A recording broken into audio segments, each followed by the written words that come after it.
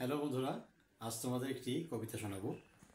আমার এই কবিতার সাথে যদি কোনো কবির বা কোনো কবিতার লাইন মিলে যায়, এটা নিতান্তই কাকতালীয়।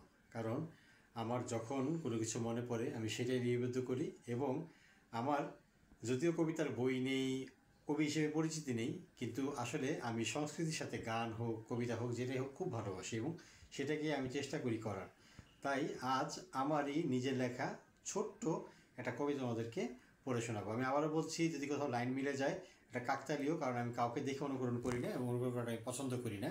আমরা জানি আমাদের শিখতে হলে বড় থেকে মানে গাইডলাইন নিতে হবে, অনেকে কিছু পড়তে হবে, বাট কিছু কিছু বিষয় থাকে যেগুলো পড়ার প্রয়োজন হয় না, কারণ এগুলো নিজের মেধা থেকে আমরা আসলে লিখতে পারি বা বলতে পারি। আমার কবিতাটির নাম হচ্ছে দরজায় কারা নেড়ে। তুমি সারাটি জীবন তোমার পাশে আমায় রেখে দিও। যদি কেউ জিজ্ঞেস করে তাহলে তুমি তাকে বলে দিও আমি তোমার হৃদয়।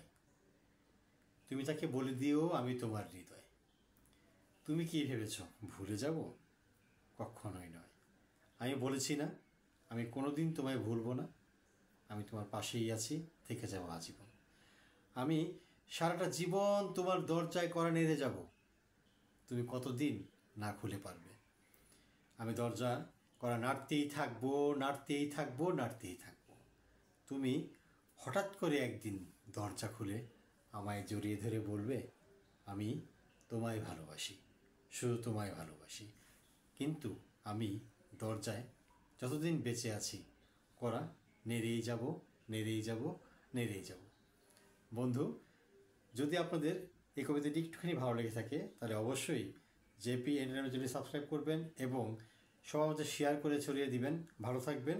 আবার কোনো অনুষ্ঠানে অথবা কোনো প্রোগ্রামে কবিতা নিয়ে, গান নিয়ে বা যে কোনো ধরনের কিছু নিয়ে আপনাদের কাছে হাজির হব। সেই পর্যন্ত আল্লাহ হাফেজ, ভালো থাকবেন।